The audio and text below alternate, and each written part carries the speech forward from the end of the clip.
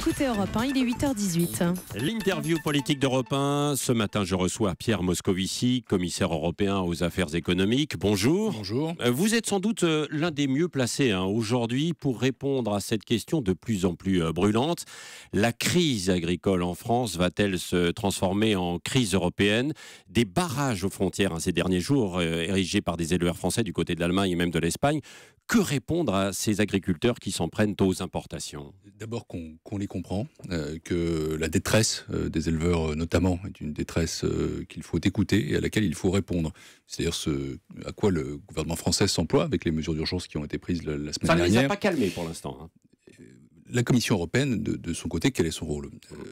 Son rôle, c'est d'abord de permettre un meilleur fonctionnement de la filière. Il existe des outils pour ça, dans le cadre de la nouvelle politique agricole commune, des outils qui favorisent la négociation.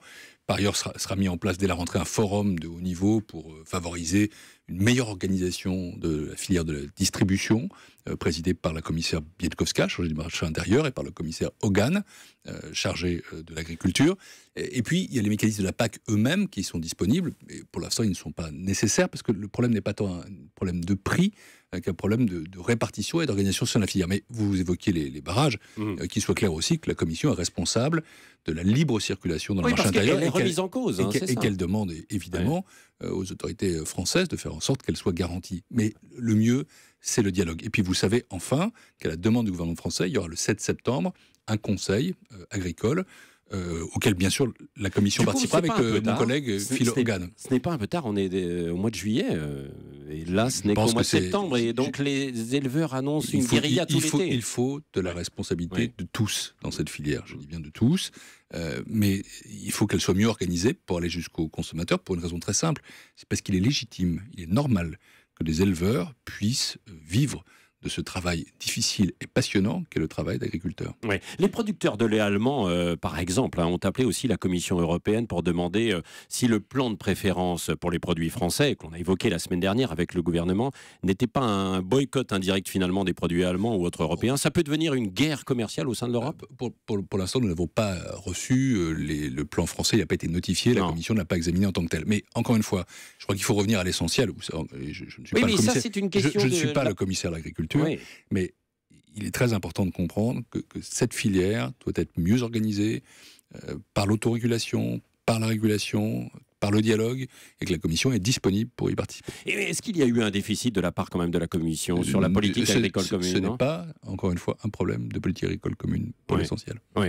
Est-ce qu'il peut y avoir une harmonisation européenne des coûts de production? Franchement, je vous ai répondu sur ce sujet. Oui. Je ne suis pas le commissaire à l'agriculture, encore une fois. J'ai un collègue qui est en charge de ça directement. Bien sûr, la Commission est un collège et je suis très solidaire de ses décisions. Il faut bien comprendre notre état d'esprit, c'est d'aider. C'est de permettre que cette filière fonctionne mieux et c'est de permettre que les éleveurs puissent avoir une réponse à leurs difficultés. On a conscience de cette urgence aujourd'hui à Bruxelles, justement? Je viens de vous répondre. Oui, il y aura cette réunion des ministres européens le 7 septembre. Est-ce que ça risque de compliquer aussi... Je pense franchement vous avoir répondu sur... Oui, mais est-ce que ça risque de compliquer, d'alourdir le traité de libre-échange avec les États-Unis qui est en cours de négociation? C'est une autre question, mais c'est toujours sur ces questions agricoles. Il ne faut pas faire de procès d'intention. Le traité de libre-échange est un traité qui est en négociation avec les États-Unis, qui est en négociation pour encore quelques années, parce que je ne suis pas certain du tout qu'on pourra le conclure avant la fin de la présidence Obama, même si c'est souhaitable, ensuite il faudra le ratifier. Je pense qu'il ne faut pas faire de procès d'intention. Par principe, nous ne devons pas écarter un accord de libre-échange avec les États-Unis. Au contraire. Pourquoi? Parce que nous sommes dans une situation où aujourd'hui, le marché américain est plus fermé, moins ouvert que le marché européen. Je suis persuadé que c'est un accord gagnant-gagnant, possiblement que c'est un accord qui même est peut-être encore plus gagnant pour les Européens. Oui, mais à une condition, c'est qu'il soit bien négocié. Et de ce point de vue-là, je veux dire de la manière la plus claire que les intérêts européens en matière agricole devront être préservés dans la négociation. C'est-à-dire ce à quoi s'emploie ma collègue chargée du commerce extérieur, Madame Malmström. Oui, c'est ça. Donc les agriculteurs européens, et notamment les Français, peuvent éventuellement se réjouir de ce futur traité. Et je pense qu'il faut ni s'en réjouir par avance, ni le soupçonner vous savez, par ils avance. sont dans l'inquiétude en ce moment. L'inquiétude est une chose, mais je pense surtout qu'il faut mener une négociation serrée, consciente de ses intérêts, Mais nos intérêts, ils sont doubles. Il y a d'une part les intérêts commerciaux globaux. C'est une opportunité d'exportation formidable vers un très grand marché qui aujourd'hui est fermé, si ça fonctionne bien. Mais il y a aussi les intérêts qui sont des intérêts sectoriels. Et de ce point de vue-là, la politique agricole commune ne peut pas être considérée comme protectionniste. Elle doit être défendue. Et évidemment, le rôle de la Commission européenne gardienne des traités, c'est de défendre cet instrument qui est un instrument magnifique. Rappelons que la politique agricole commune a été la première politique intégrée dans le cadre de ce qu'on appelait le marché commun en 1957. Oui, qui avait du mal effectivement un petit peu à passer au début, puis par la suite qui a produit ses effets. Qui est un outil extraordinaire qui a permis de sortir d'une situation où l'Europe, souvenons-nous, n'était pas autosuffisante sur le plan alimentaire à ce qu'elle est aujourd'hui, c'est-à-dire une grande puissance agricole. Elle doit le rester. Et soyez certains que la Commission qui négocie au nom de l'Union sera extrêmement vigilante là-dessus. Donc, encore une fois, ni soupçon, parce que je pense que ça c'est de l'idéologie, ni certitude par avance, simplement un travail méthodique pour faire en sorte que ce traité soit une réussite collective, y compris pour nos agriculteurs. Pierre Moscovici, la Grèce maintenant, est-ce que la confiance est véritablement rétablie après l'accord du 13 juillet? On a vu hier qu'il y avait une sorte de poker menteur autour d'un plan B de l'ex-ministre des Finances grec. Tout ça, ça n'a aucun sens. Ça peut être de la politique interne, ça peut être un plan de carrière. Voilà, c'est ça le plan B, peut-être c'est un plan C pour M. Varoufakis, mais en réalité, tout ce qui est dit là-dedans est une absurdité, comme par exemple l'idée selon laquelle nous, les Européens, les autres Européens, les créanciers, avions je ne sais quel contrôle sur le système bancaire ou le système fiscal. C'est un mensonge absolu, j'allais dire évidemment et heureusement. Laissons ça de côté et passons aux choses sérieuses. Quelles sont les choses sérieuses? Les choses sérieuses, c'est qu'on est en train, en ce moment même, sur le terrain, à Athènes, de négocier les conditions d'un troisième programme d'assistance financière de quelques 82 milliards d'euros pour permettre à la Grèce de résoudre les problèmes de ses banques, de se développer, parce qu'il y aura aussi des dizaines de milliards, 35 milliards d'euros qui seront consacrés à l'investissement, c'est fondamental, pour permettre à cette économie d'être à la hauteur de la zone euro.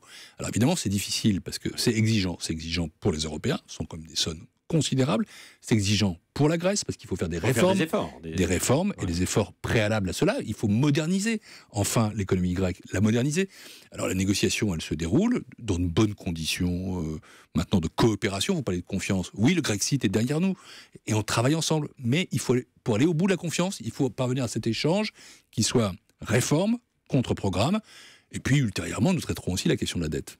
Ouais. Du côté de cette idée de François Hollande qui a été évoquée de créer un gouvernement de la zone euro avec un budget spécifique, visiblement ça coince un petit peu du côté de l'Allemagne, d'Angela Merkel. Est-ce que c'est le risque de créer une nouvelle institution, un nouveau risque de divergence? Il était bon que le président de la République française fasse des propositions institutionnelles, parce que ce qu'on a senti à travers la crise grecque, c'est que ça ne fonctionne pas comme ça doit. Ouais. C'est qu'on a besoin de plus d'intégration. C'est qu'on a besoin d'une union qui soit plus harmonieuse. On a besoin d'avoir une monnaie qui ne soit pas qu'une monnaie, mais qui soit aussi gouvernée, qui soit pilotée. On a besoin d'une politique économique dans la zone euro. C'est la raison pour laquelle, moi, je suis favorable à ce qu'il y ait un gouvernement de la zone euro, à ce qu'il y ait un ministre des Finances de la zone euro, à ce qu'il y ait un budget de la zone euro, à ce qu'il y ait un Parlement qui représente les citoyens de la zone euro, parce que c'est un élément démocratique fondamental. Ce débat, il a été posé pas seulement par François Hollande, mais aussi par ce qu'on appelle les 5 présidents d'institutions européennes, à commencer par Jean-Claude Juncker, le président de la Commission. Il faut qu'il se déroule sereinement. Tout le monde ne sera pas spontanément d'accord, mais j'espère que tout le monde sera conscient qu'il faut aller de l'avant, que c'est vital, que si on ne va pas de l'avant, alors on reste dans une union qui est déséquilibrée, entre deux, et donc on ne pourra pas éviter que se reproduise ce type de crise de confiance. Moi, je souhaite que la confiance s'établisse sur une vraie construction politique. Pierre Moscovici, venons-en à un autre dossier. Vous l'avez entendu ce matin sur les migrants, de nouveau à Calais, avec cette tentative d'intrusion dans Eurotunnel, et il y a eu une victime de 2000 migrants. On n'arrive pas à régler en France et en Europe ce dossier des migrants. C'est difficile, ça risque de s'envenimer de nouveau. C'est très, très compliqué en effet, mais je pense que il y a aujourd'hui une prise de conscience de l'importance du dossier, de la nécessité de le traiter au niveau européen. Il y a de premières mesures qui ont été prises il y a quelques semaines, d'ailleurs à l'initiative de la Commission européenne. Il faut poursuivre et il faut comprendre à la fois la nécessité de répondre à la détresse de ces migrants, de ces demandeurs d'asile, et aussi la nécessité de protéger les frontières, d'assurer la sécurité des citoyens.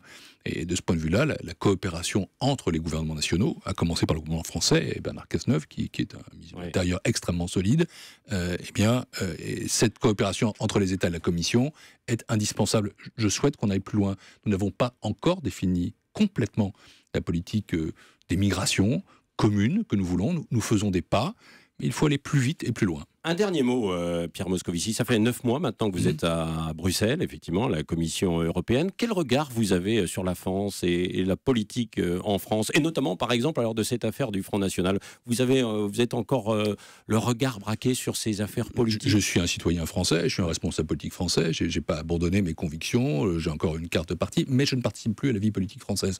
Quand je vois ce qui se passe sur le Front National, je vois surtout un spectacle consternant. Ce qui m'intéresse sur la France, c'est autre chose.